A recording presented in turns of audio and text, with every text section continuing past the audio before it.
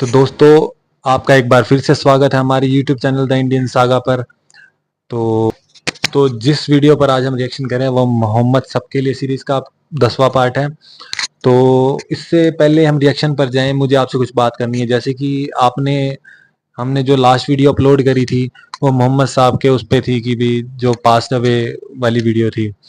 तो कल हमने सुनी और उसके बावजूद भी मतलब ये था कि वो पूरा वो ऐसी वीडियो थी तारिक साहब की कि पूरा दिन में माइंड में वही थॉट चलते रहे। मेरे जो माइंड में पूरा दिन ये रहा कि जो प्रकृति को अपने कंट्रोल में कर सकता है, जो हर चीज उसके वश में है, सब कुछ उसके वश में है। लेकिन वो जब वहां से मैंने सुना वो कह रहे थे खड़े हो रहे थे, तो उन्होंने पूछा कि मैंने किसी का लेन देन करना है नहीं करना। तो जब उन्होंने कही ना कि एक बंदा बीच में से खड़े हुए, तो उन्होंने कहा कि आपने मेरे 3 रुपए जितने भी उस हिसाब से थे उन्होंने बताया था तो वो देने थे।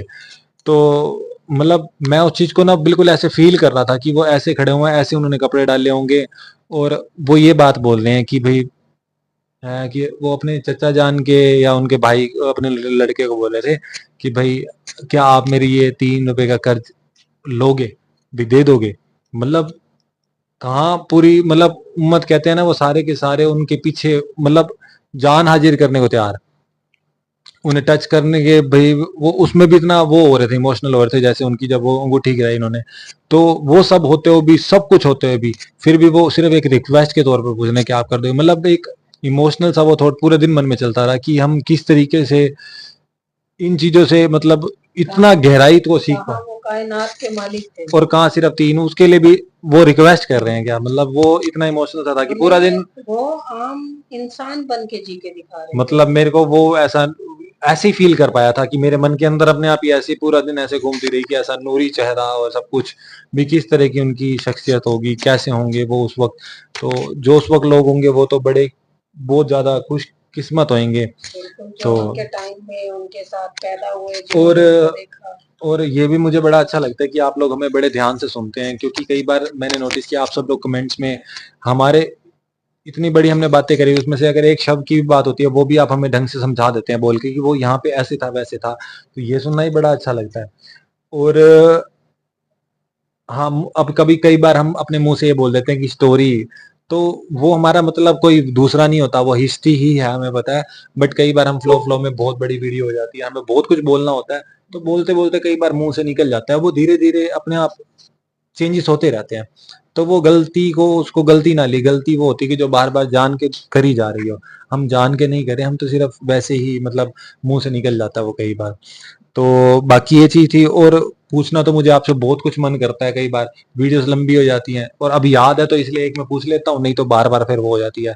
तो मुझे ये भी पूछना था कि जैसे वो किसी ने कहा था कि वो जीसस क्राइस्ट थे, वो भी मतलब एक नबी थे, किसी ने कहा था कि वो भी, तो मतलब वो भी क्या इस्लाम से रिलेटेड थे? ऐसा कोई टॉपिक है कि जैसे आप लोग कहते हैं 1,24,000 नबी हुए हैं मोहम्मद साहब से पहले, तो वो नबी भी हुए हैं, तो वो क्या किस्सा है? मतलब क्यों, जैसे वो यहूदी थे और क्रिश्चियंस थे, मतलब ये एक सारा सिमिलर कैसे है? तो ये टॉपिक भी जानने का थोड़ा सा मन कर रहा है कि कैसे सिमिलैरिटीज हैं। तो मैंने एक बार सुना था कि वो इसराइल के अंदर भी एक ऐसी दीवार है जिसको वो पूछते हैं, वो यहूदी भी उसको पूछने की वो करते हैं, मुस्लिम्स भी, और वो भी, या उनका कुछ ऐसा किस्सा है। तो क्या रिलेशन है वो भी आप हमें बताना कि किसी एक वीडियो में ऐसा क्लियर हो जाए, तो उसको हम देखना चाहेंगे। और बाकी आप सब लोग, इतनी सारी रिक्वेस्ट हैं आप सब लोगों की कि इन पे करो इन पे करो, हम ये भी करते हैं पूरा दिन टाइम निकाल के, तो बहुत ज्यादा टाइम लग जाता है हमें, सोते सोते एडिट करते ये करते काम। सब पूरी हमारा मन करता है जो जो वो बोल रहे हैं हम सब देखें, कोई लेकिन थोड़ा टाइम तो लगेगा। लेकिन कई भाई बहन नाराज हो जाते हैं, वो बोलते हैं कि हम आपको कब से कह रहे हैं। तो कल भी मैंने इसीलिए वो करी थी नबी की वफत वाली जो आपने कहा था, तो इसीलिए करी थी कि वो बहन बार बार बोल रही थी। तो कहने का मतलब यही है कि भाई आप लोगों के लिए हम प्रॉपरली हर चीज करेंगे, एक एक कमेंट, ऑलमोस्ट कमेंट्स पे जो डीपी आप लोगों की, वो यूजर्स जितने भी हैं ऑलमोस्ट हमें याद रहते हैं। इस भाई कौन कौन कहाँ से क्या बोल रहे हैं, सब कुछ रिमाइंड रहता है हमारे माइंड में। तो बस इतना ही है। और अभी वीडियो स्टार्ट करते हैं, काफी बातें भूल जाते हैं करते करते हम भी, भाई और क्या बोलना चाह रहे थे, इसलिए कुछ बातें लिख लेते हैं, वहीं से वो करके हम आपसे बात करना शेयर करते हैं। तो अभी वीडियो स्टार्ट करते हैं, मोहम्मद साहब के लिए पार्ट 10वां। तो फिर उसके बारे में हम बात करेंगे उसके बाद। तो आप लोग हमसे जुड़े रहिए इसी तरीके से, लाइक सब्सक्राइब शेयर करते रहिए। तो वीडियो स्टार्ट करते हैं। अस्सलाम वालेकुम दोस्तों, कैसे हो? उम्मीद है कि सब खैरियत से होंगे। अल्लाह आप लोगों को ऐसे ही खुश रखे। सरकार दो आलम सल्लल्लाहु अलैहि वसल्लम की पूरी जिंदगी पर बनने वाली वीडियो सीरीज जिसका नाम मोहम्मद सब के लिए है, ये उसका 10वां हिस्सा यानी पार्ट 10 है। थोड़ा हम रिकैप कर लेते हैं कि हमने 9वें हिस्से में क्या सुना। हमने 9वें हिस्से में सुना कि आप सल्लल्लाहु अलैहि वसल्लम कभी बच्चों के साथ नहीं खेलते थे, बल्कि तन्हाई में ज्यादा वक्त गुजारा करते थे और कायनात के बनाने वाले पर बहुत ज्यादा गौर व फिक्र फरमाया करते थे। और हमने ये भी सुना कि मक्का के करीब छोटे बड़े मेले लगा करते थे और उसमें सबसे बड़ा मेला जिसका नाम ओकास था, उसमें सब कबीलों के लोग यानी दूसरे मुल्कों के भी और आसपास के कबीलों के लोग भी आते थे और अपना धंधा कारोबार अपना व्यवहार किया करते थे। और उसी मेले में लोग जत्थे और ग्रुप्स बनाकर बैठा करते थे और अपने खानदान वालों का, अपने बाप दादाओं के तारीफों पर अशआर और पोइट्रीज कहा करते थे। और इन्हीं बड़ाइयों के चक्कर में झगड़े और लड़ाइयां भी हो जाया करती थी और यहां तक के कभी कभी जंगें भी हो जाया करती थी। एक मर्तबा इसी तरह उकास के मेले में ही एक झगड़ा हो गया जिसमें एक आदमी मारा गया और वहां से जंग शुरू हुई और जंग इतनी बढ़ गई कि जोश जोश में आकर उन्होंने कुरैश पर भी हमला कर दिया, जो खुद मक्का के रहवासी थे, जो जिस बात को लेकर कुरैश को बहुत गुस्सा आया और उनको भी जंग करनी पड़ी, जंग लड़नी पड़ी। उसके बाद मामलात बहुत ज्यादा बढ़ते गए। फिर मक्का वालों ने और आसपास के कबीलों वालों ने मिलकर एक एग्रीमेंट किया, एक अहद नामा बनाया जिसका नाम हल्फुल फुजूल रखा गया, जिसमें यह तय किया गया कि अब बस बहुत जुल्म हो गया। बाहर से लोग आते हैं, यहां पर झगड़े फसाद करते हैं, जंगे करते हैं और हमारे ऊपर भी हमला कर देते हैं और हम पर ही जुल्म करते हैं। अब जुल्म नहीं सहा जाएगा, बल्कि मजलूम की मदद की जाएगी और जालिम को सजा दी जाएगी, जिसमें आप सल्लल्लाहु अलैहि वसल्लम ने भी बढ़ चढ़कर हिस्सा लिया। चलिए अब आगे सुनते हैं। हुजूर पाक सल्लल्लाहु अलैहि वसल्लम चचा अबू तालिब के ही घर में रह रहे थे, लेकिन अपना खर्च चचा अबू तालिब पर नहीं डालते थे, बल्कि आपने एक कुरैशी ताजिर, एक बिजनेसमैन साइब बिन साइब के साथ पार्टनरशिप कर रखी थी। चूंकि चचा अबू तालिब बहुत ही गरीब और मुफलिस आदमी थे, उनकी औलाद भी बहुत ज्यादा थी, जिसकी वजह से तंगी में गुजारा होता था। एक दिन चचा अबू तालिब हुजूर पाक सल्लल्लाहु अलैहि वसल्लम के पास आए और कहने लगे कि भतीजे, तुम तो जानते हो कि मैं बहुत गरीब आदमी हूं, मेरे पास ना तो माल है, ना कोई प्रॉपर्टी है और ना ही कोई तिजारत है, लेकिन मुझे अभी अभी पता चला है कि एक तिजारती काफिला, एक बिजनेस टूर मुल्क शाम जा रहा है और खदीजा जो मक्का की बहुत बड़ी एक ताजिरा, एक बिजनेस वूमन है, वो लोगों को अपना माल देकर मुल्क शाम भेज रही है ताकि लोग वहां पर माल बेचे और उससे नफा कमाएं। अगर तुम जाना चाहोगे तो वो तो तुमको सबसे पहले भेजेंगी, क्योंकि तुम्हारी नेकी, शराफत और अमानतदारी के चर्चे उसने भी सुन रखे हैं।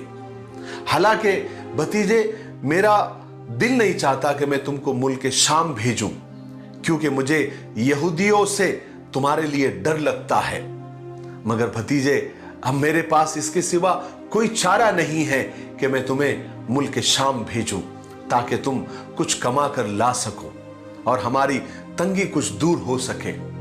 हुजूर पाक सल्लल्लाहु अलैहि वसल्लम चचा की इस ख्वाहिश पर राजी हो गए थे, मगर यह कहा कि अगर वो मुझे बुलाए तो मैं जरूर जाऊंगा। हजरत खदीजा रजी अल्लाह तआला अन्हा एक बहुत बड़ी और मशहूर मालदार मगर शरीफ खातून थी।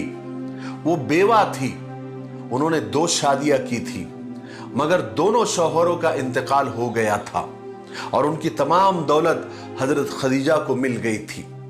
उसके बाद उन्होंने शादी नहीं की और कारोबार में लग गई थी। ये मक्का के बहुत ऊंचे खानदान से थी, लेकिन इस कदर पाकबाज और नेक खातून थी कि लोगों ने उन्हें ताहिरा यानी पाकबाज का लक़ब दे रखा था और इसी नाम से यानी ताहिरा नाम से ही पुकारा करते थे। हजरत खदीजा मालदारी और नेकी के साथ खूबसूरत और ज़हीन भी थी।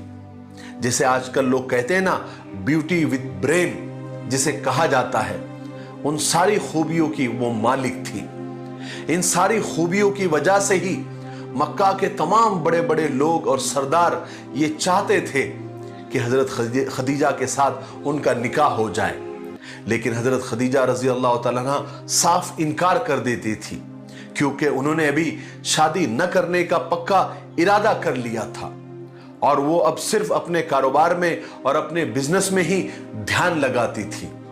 हजरत खदीजा रजी अल्लाह तआला अन्हा लोगों को अपना माल देती थी और लोग वो माल ले जाकर मुल्क शाम में बेचते थे, तिजारत करते थे, और जो कुछ नफा होता था उसमें से कुछ नफा जो पहले से फिक्स होता था, मुकर्रर होता था, तय होता था, वो लोगों को दे देती थी। इस साल भी हजरत खदीजा रजी अल्लाह तआला अन्हा लोगों को अपना माल देकर मुल्क शाम भेज रही थी। जब ये बात अबू तालिब, चचा अबू तालिब को पता चली तो उन्होंने हुजूर से आकर कहा। हुजूर इस बात पर तैयार भी हो गए, लेकिन फरमाया था कि अगर खदीजा मुझे बुलाए तो मैं जरूर मिल लूंगा। ये बात हजरत खदीजा रजी अल्लाह तआला अन्हा को किसी तरह पता चली। किसी ने जाकर बता दिया कि अबू तालिब अपने भतीजे अमीन को मुल्क शाम भेजना चाहते हैं। तो हजरत खदीजा रजी अल्लाह तआला अन्हा का तो खुशी का ठिकाना न रहा, इसलिए कि मक्का का बच्चा बच्चा हुजूर की नेकी के गुण गाता था।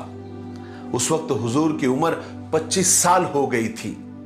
ये वो वक्त था जब मक्का का कोई शख्स आपका नाम नहीं लेता था, बल्कि आपकी सच्चाई, आपकी अमानतदारी की वजह से आपका नाम अमीन ही पड़ गया था। हजरत खदीजा रजी अल्लाह तआला ने फौरन आपको बुलाया और कहा कि मैं आपकी सच्चाई, अमानतदारी और नेकी की शोहरत मैंने बहुत सुनी है, इसलिए मैं आपको अपना तिजारती माल देकर मुल्क शाम भेजना चाहती हूँ, और जितना नफा मैं दूसरों को देती हूँ उससे दुगना आपको दूंगी, यानी डबल आपको दूंगी। हुजूर पाक सल्लल्लाहु अलैहि वसल्लम ने हजरत खदीजा रजी अल्लाह तआला अन्हा की ये ऑफर को कबूल फरमा लिया और जाकर चचा अबू तालिब को ये बात बताई। तो चचा अबू तालिब बहुत खुश हो गए और फरमाया कि खुदा ने तुम्हारे लिए रोजी का इंतजाम कर दिया है। जब काफिला जाने का वक्त आया तो हजरत खदीजा ताहिरा रजी अल्लाह तआला अन्हा ने अपने गुलाम मैसरा को आपके साथ कर दिया और मैसरा से कहा और ताकीद की कि तुम मोहम्मद अमीन के साथ जा रहे हो, लेकिन याद रखो उनकी किसी बात की मुखालिफत मत करना, खिलाफ वर्जी मत करना, उनकी हर बात मानना और उनकी राय, उनके मशवरे पर ही चलना। मैसरा ने कहा कि ठीक है। उधर हुजूर पाक सल्लल्लाहु अलैहि वसल्लम रवाना हो रहे थे तो आपके सब चचा आपको रुखसत करने के लिए कुछ दूर तक आए और सब काफिले वालों को बुला बुला कर ताकीद की कि सब वो हुजूर का यानी मोहम्मद का ख्याल रखे सल्लल्लाहु अलैहि वसल्लम और उनकी हिफाजत करे। उसके बाद ये मुबारक काफिला रवाना हुआ और पहले की ही तरह एक बादल आ गया जो आप पर साया किए हुए था, ताकि आपको धूप की सख्ती न लगे और आप धूप की सख्ती से महफूज रहे, सेफ रहे। ये मुबारक काफिला मक्का से रवाना हुआ, कई जगह ठहरता चलता आखिर एक दिन मुल्क शाम के सरहदी शहर बुसरा पहुंच गया। जहां पर इस काफिले ने पड़ाव डाला था उसके कुछ थोड़ी ही दूर पर एक सूखा दरख्त था जिस पर एक भी पत्ता नहीं था। हुजूर पाक सल्लल्लाहु अलैहि वसल्लम आराम करने की गर्ज से और टेक लगाने की गर्ज से उस दरख्त के नीचे जाकर बैठ गए तो वो दरख्त अचानक हरा और सरसब्ज शादाब हो गया, उसको पत्ते लग गए और उसने हुजूर पर साया कर दिया। सुभान अल्लाह। और जिस जगह ये काफिला ठहरा था वहां पर करीब ही एक गिरजा घर था। अब वहां पर नस्तूर नाम का एक बूढ़ा राहिब रहता था। वो अब काफी बूढ़ा हो गया था। जब नस्तूर को यह मालूम हुआ कि एक काफिला यहां पर आकर ठहरा हुआ है, तो वो नस्तूर नाम का राहिब गिरजा से बाहर आया और आकर सीधा मैसरा से आकर उसने मुलाकात की। मैसरा चूंकि कई बार यहां पर आ चुका था, तो मैसरा और नस्तूर की जान पहचान पहले से ही थी। जब नस्तूर मैसरा के पास आया तो आप सल्लल्लाहु अलैहि वसल्लम को उस दरख्त के नीचे आराम करते हुए देखा। तो मैसरा से पूछा कि वो नौजवान कौन है। मैसरा ने कहा कि ये एक कुरैशी नौजवान है। नस्तूर ने कहा कि हमने किताबों में पढ़ा है कि इस सूखे दरख्त के नीचे सिर्फ आखिरी नबी ही बैठने वाले हैं और आखिरी नबी ही आकर वहां पर टेक लगाकर बैठेंगे और वो दरख्त हरा भरा हो जाएगा, उसकी डालियां हरी भरी हो जाएगी।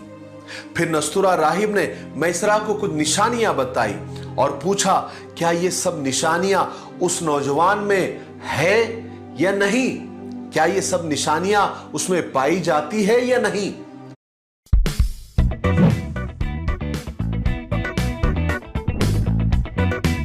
या नहीं?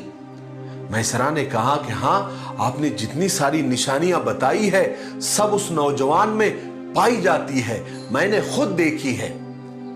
नस्तूरा राहिब को यह सुनकर पक्का यकीन हो गया। वो कहने लगा कि हां, ये वही आखिरी नबी है, वही नबी आखिरुज़्ज़मा है। काश मैं उनके ज़हूर का जमाना देख सकूं, यानी वो जब नबी बनने वाले हो, मैं काश उनका वो जमाना देख सकूं।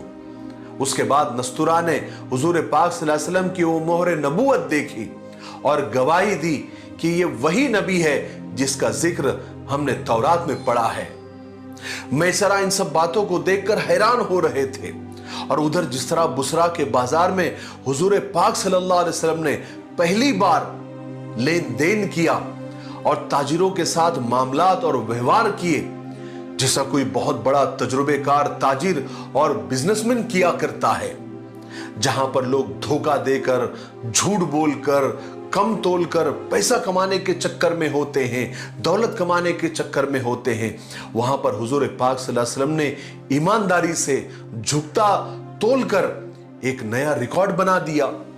जब हुजूर को किसी से कुछ खरीदना होता तो सामने वाले पर छोड़ देते, जब देना होता तो झुकता तोल कर देते, माल में अगर कोई ऐब होता तो बता कर देते और ये भी कहते कि अगर आपको पसंद ना आया तो हम वापस लेने के लिए तैयार हैं, हम वापस भी ले लेंगे।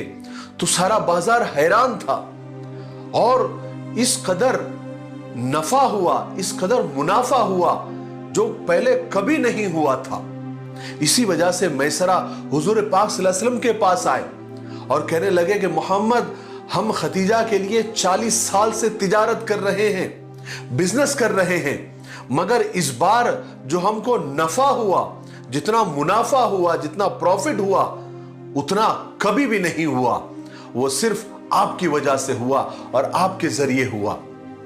मैसरा आप सल्लल्लाहु अलैहि वसल्लम की दयानतदारी, खुश अखलाकी देखकर और उधर नस्तूरा की उस राहिब की बातों को याद करते हुए, इन सारी बातों की वजह से मैसरा के दिल में हुजूर की बेपनाह मोहब्बत, इज्जत, प्यार पैदा हो गया। यहां तक कि इन सब बातों की वजह से मैसरा को ऐसा लगने लगा कि वो खदीजा का नहीं, यानी हजरत खदीजा का नहीं, बल्कि हुजूर का गुलाम हो। हुजूर पाक सल्लल्लाहु अलैहि वसल्लम को इस तिजारती सफर और इस बिजनेस टूर से खूब मुनाफा हुआ, खूब फायदा हुआ, जिससे हजरत खदीजा रजी अल्लाह तआला अन्हा की तिजारत और बिजनेस को खूब तरक्की हुई। आप सल्लल्लाहु अलैहि वसल्लम ने बहुत सारा माल, क्या सारा माल अच्छे नफे पर बेच दिया और बहुत सारा नया माल खरीद भी लिया। अब वापसी का वक्त आया। आप जबरदस्त मुनाफे के साथ मक्का के लिए रवाना हुए। आखिर चलते चलते ये काफिला मुरज़ोहरान या जोहरान तक पहुंच गया। ये मक्का और अस्फान के बीच एक जगह का नाम है। यहां पहुंचकर मैसरा ने हुजूर से कहा कि मैं यहां कुछ काम के लिए रुक रहा हूं, आप आगे जाकर मक्का पहुंच जाए और खदीजा को इस जबरदस्त मुनाफे की खुशखबरी सुनाए जो आपके जरिए हुआ। चुनांचे हुजूर पाक सल्लल्लाहु अलैहि वसल्लम मैसरा को वहीं पर छोड़कर मक्का के लिए रवाना हुए। दोपहर के वक्त आप मक्का में दाखिल हुए। जिस वक्त आप मक्का में दाखिल हुए उस वक्त हजरत खदीजा रजी अल्लाह तआला अन्हा अपने घर के एक खिड़की में बैठी हुई थी। उनके साथ कुछ और औरतें भी थी। अचानक उन्होंने देखा कि एक सवार तेजी से ऊंट के ऊपर दौड़ते हुए चला आ रहा है और एक फरिश्ता उस सवारी के ऊपर साया किए हुए है। हजरत खदीजा ने ताज्जुब से यह मंजर देखा और दूसरी औरतों को भी दिखाया और सब ने मिलकर उस सवार की शान को देखा और हैरान रह गई। कुछ ही देर के बाद हुजूर पाक सल्लल्लाहु अलैहि वसल्लम हजरत खदीजा के मकान पर पहुंच गए, अपने सफर का हाल बताया और जो नफा हासिल हुआ था वो बताया, पूरी कारगुजारी सुनाई। इस बार नफा प्रॉफिट दुगना था, डबल था जो हजरत खदीजा को हासिल हुआ था। हजरत खदीजा रजी अल्लाह तआला अन्हा का तो खुशी का कोई ठिकाना नहीं रहा। उनके दिल में हुजूर के लिए इज्जत और बढ़ गई। उधर जब मैसरा मक्का पहुंचे तो उन्होंने हजरत खदीजा को अपने सफर की पूरी रुदात सुनाई कि हमने किस तरह सफर में अजीब अजीब बातें देखी। अंधेरी रातों में रोशनी हो गई, मोहम्मद की बरकत से सूखे पेड़ हरे भरे हो गए, जैसे किसी ने आबे हयात छिड़क दिया हो, और एक बादल ने हमेशा मोहम्मद के ऊपर साया किए हुए था सल्लल्लाहु अलैहि वसल्लम।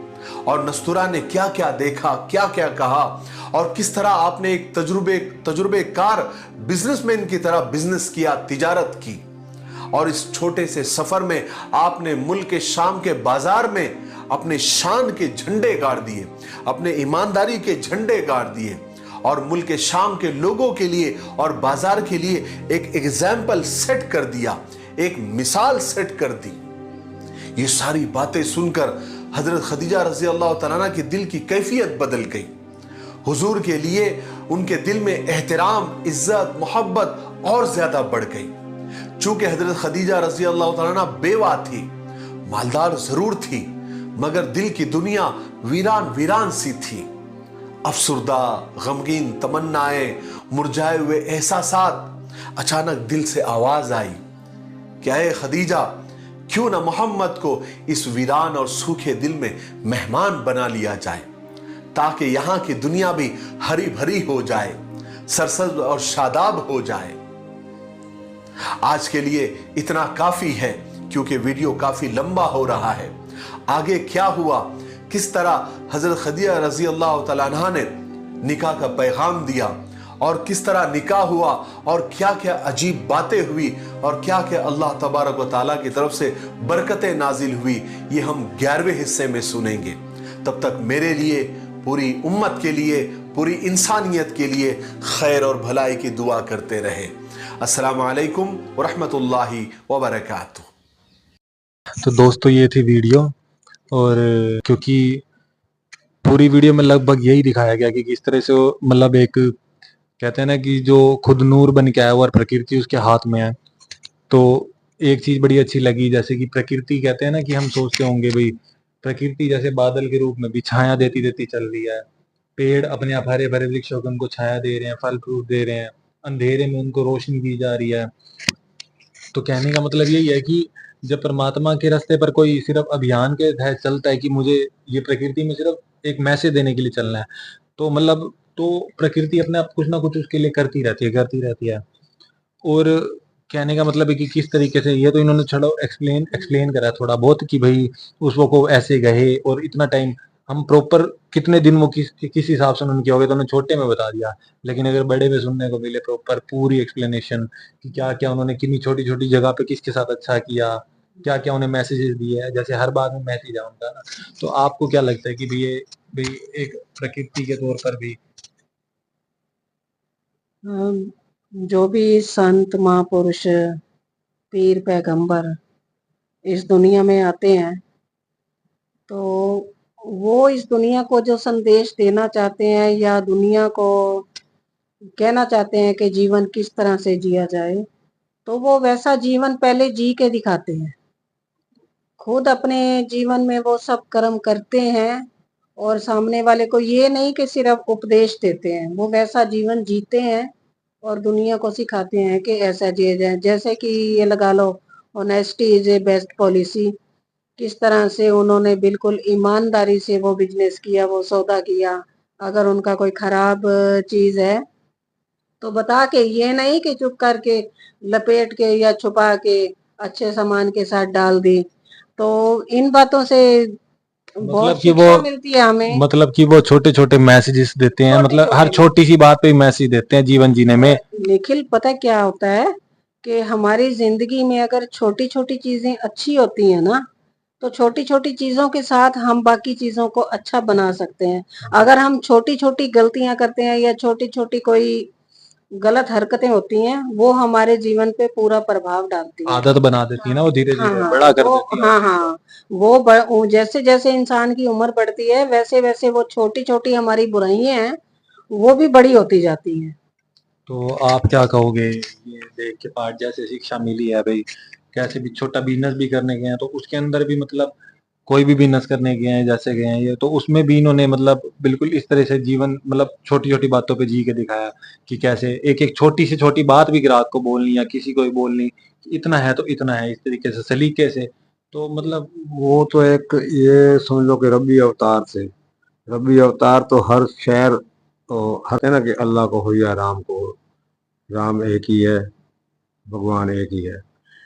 तो जो नेकी का रास्ता अपनाता है ना, तो परमात्मा उसका हर वक्त सहाय रहता है। उसके ऊपर जैसे छाया का बादल आना और छाया का मतलब उनके ऊपर करना, तो ये परमात्मा का अपना ही एक करिश्मा होता है कि वो इंसान की किस तरह मदद करता है हर पल, हर क्षण, हर रास्ते। क्योंकि अच्छाई और बुराई तो हर जगह है, चाहे वो किसी शहर का हो, किसी कंट्री का हो, किसी गांव का हो। जिससे घर के अंदर 5 मेंबर है तो 5 मेंबर की भी नेचर मालिक ने अलग अलग बनाई है। तो इसलिए जो मालिक के नेक रास्ते पे चलता है तो परमात्मा उसका हर पल उसके अंग संग ही रहता है। मेन टाइटल ये है। और आप बताओ कि क्या शिक्षा मिली आपको, कि जिस हिसाब से हमने अभी मम्मी से पूछा इनसे पूछा, तो आपके क्या इस पे निकल के आए हैं जैसे विचार? ऊपर वाले ने इन्हें भेजा तो इनका जो अपना नूर था वो जहाँ जा रहे हैं वहीं अपना नूर बिखेरते हुए सब प्रकाश कुछ, विषय हाँ, रहता है। प्रकाश बिखेरते हुए अपना सब कुछ रोशन कर रहे हैं। वहीं जहाँ कदम रखते हैं वहीं बरकत होनी शुरू हो जाती है। तो जैसे अगर ऊपर वाला चाहता तो इन्हें एक अमीर या रईस जगह पर भी पैदा कर सकते, लेकिन इनको ऐसा परिवार दिया गया जहाँ बचपने में ही गरीबी थी, बचपने में ही माता-पिता या चले गए। तो ये सीख मिलती है कि आप चाहे तो दुखी रहें, सुखी कंडीशन रहें, कभी अपने ईमान को ना छोड़ें। चाहे कॉमन सी आप बात है, पे कहते हाँ, हैं बढ़िया खिलाड़ी होगा तो उसे हुँ, वर्स्ट कहते हैं ना सिचुएशन हुँ, है, वो वहीं से निकल के दिखाएगा, एक प्रेरणा बनेगा। हुँ। कोई तो आसानी से तो कोई भी निकल सकता गलत है। रास्ते पर चलने के लिए कुछ लोग ये भी बहाना ढूँढ लेते कि मैं तो गरीब था, मेरे पास पैसा नहीं था, मेरे ऊपर ये दुखों का पहाड़ टूटा, वो दुखों का पहाड़ टूटा, तो मैंने ये अपने आप को जस्टिफाई कर लेते हैं। ये फरिश्ते तभी जन्म लेते हैं कि यही सिखाने के लिए कि चाहे आप पे कितने भी दुःख आएँ, अगर आपको अपना ईमान नहीं छोड़ना है, आप वो अपना ईमान नहीं छोड़ेंगे, नेकी के रास्ते पर चलते रहेंगे, तो समय आने पर ज़रूर आप पे रहम बरसेगा। तो ये थे हमारे इस वीडियो के ऊपर थॉट्स, जो कि हमें एक्चुअली कहते हैं ना लास्ट में, कोई भी हम अगर हिस्ट्री सुनते हैं कुछ भी करते हैं तो उनसे हमें सीखने को महापुरुषों के ऊपर, तो हमें 2 मिनट विचार आपस में सोचना समझना पड़ता है कि उससे हमने क्या सीखा। तो ये हमने सीखा कि भाई जो हमने अभी आपको एक्सप्लेन किया कि किस किस पग पग पे कैसे उन्होंने शिक्षा दी, कैसे प्रकृति सहाय होती है। तो इससे कॉन्फिडेंस मिलता है कि जब हम अपनी लाइफ में सर्वाइव करेंगे तो हमें भी क्लियर इस तरीके से बात करनी है कि हमें झूठ नहीं बोलना, कि भाई जो है सच कह के कह देना कि ये चीज ऐसी है, ये ऐसा है। चाहे हम कोई भी काम करते हो, कुछ भी करते हो, तो ये छोटी छोटी शिक्षाएं हैं जो हमें इनके थ्रू हमें सीखने को मिल रही हैं ईमानदारी से चाहे थोड़ा सब। कमा लो, तो ये लेकिन हाँ, आज की वीडियो थी। तो इसी तरीके से आप हमारे साथ प्यार में बने रहिए, प्यार के साथ बने रहिए और लाइक सब्सक्राइब शेयर करते रहिए, जिससे वीडियो सब तक पहुंचे। और बहुत अच्छा प्यार आप लोग दे रहे हो। तो मिलते हैं जल्दी नेक्स्ट वीडियो में, अभी के लिए बाय।